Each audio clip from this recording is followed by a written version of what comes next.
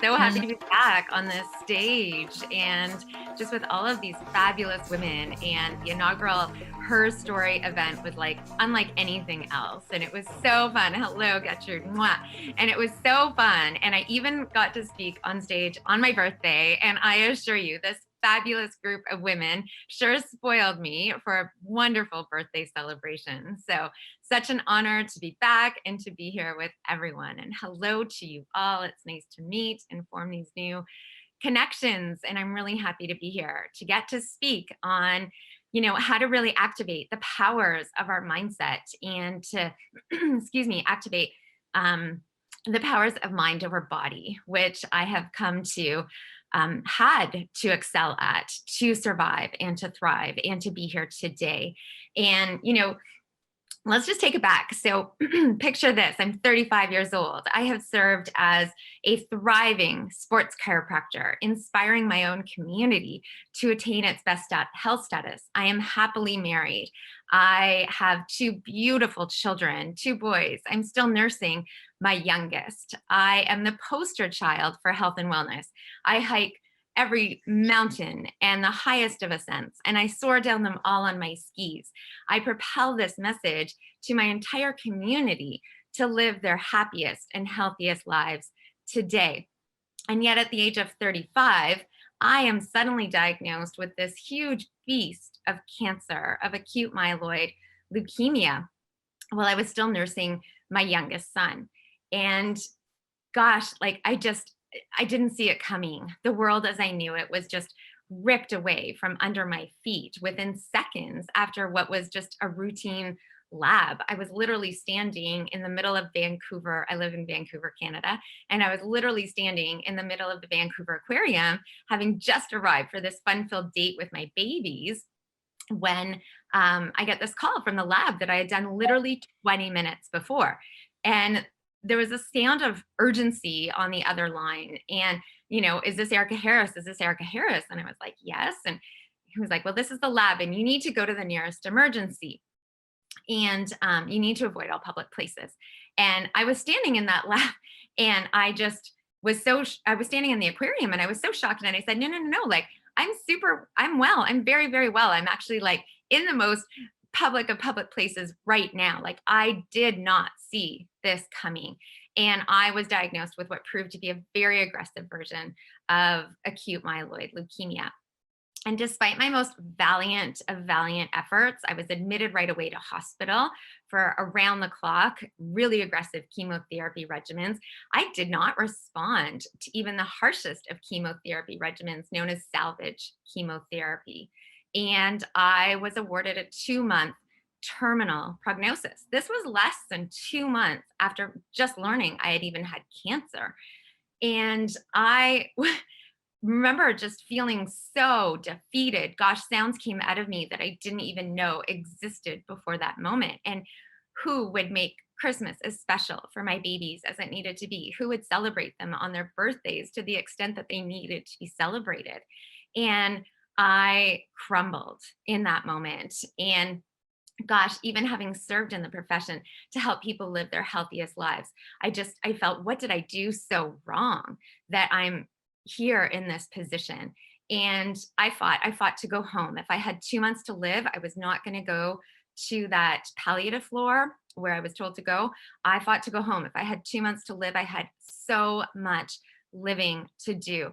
And when I got home, I certainly prepared for the worst and I acknowledged this really big beast ahead of me of cancer and all that it had the power to do.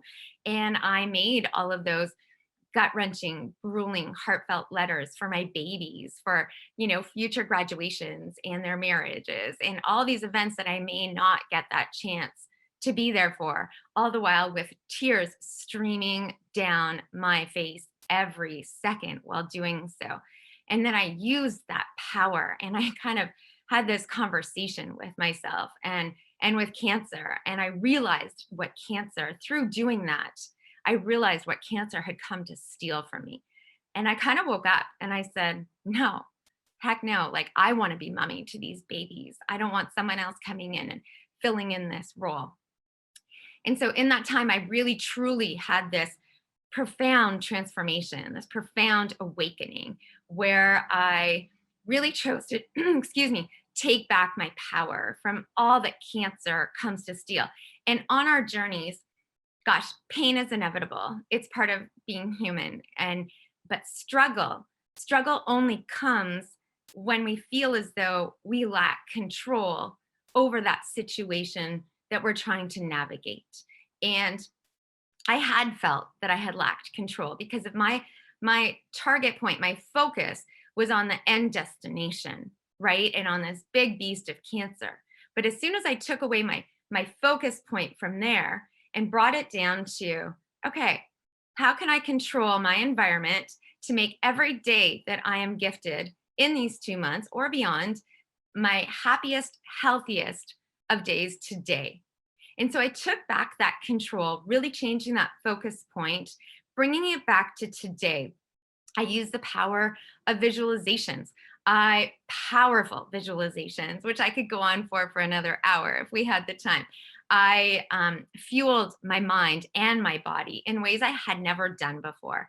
I really expanded my horizons in terms of meditation and gratitude and the practice of self-compassion. I reframed what cancer meant to me, and I reframed what I wanted out of each and every day and what I wanted out of my future. And changing that focus point and adopting this new mindset not only helped me achieve this miraculous remission from this once expected 2-month terminal prognosis from leukemia, but it then helped me overcome this bone marrow transplant.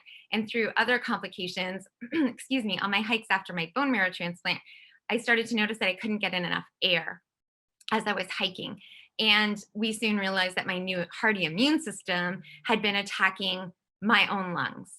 And through this process of rejection. So basically my new immune system from this amazing donor in Germany who rose to help, complete stranger who rose to help in my time of need, my hardy new immune system kind of looked around in my own body and decided it didn't recognize my own lungs and embarked on this fierce process of attack, just like it would a cold or a flu.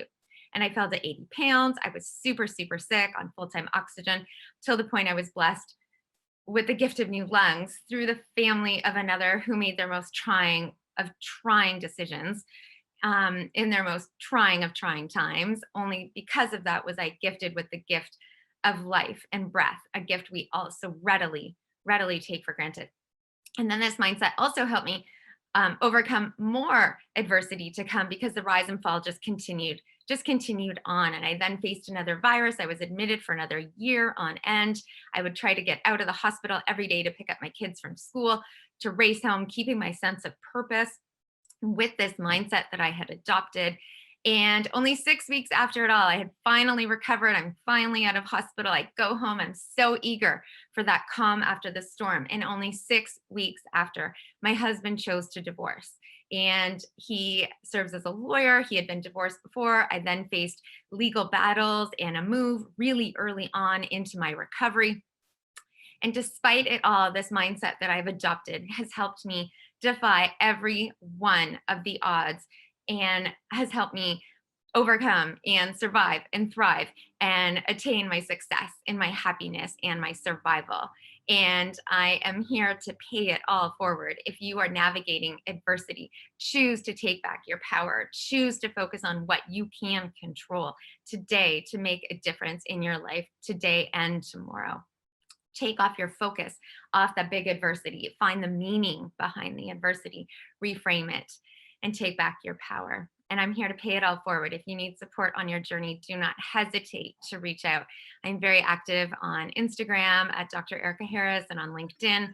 And I'm on Facebook at Rise Today and personally at Erica Harris. Find me anywhere.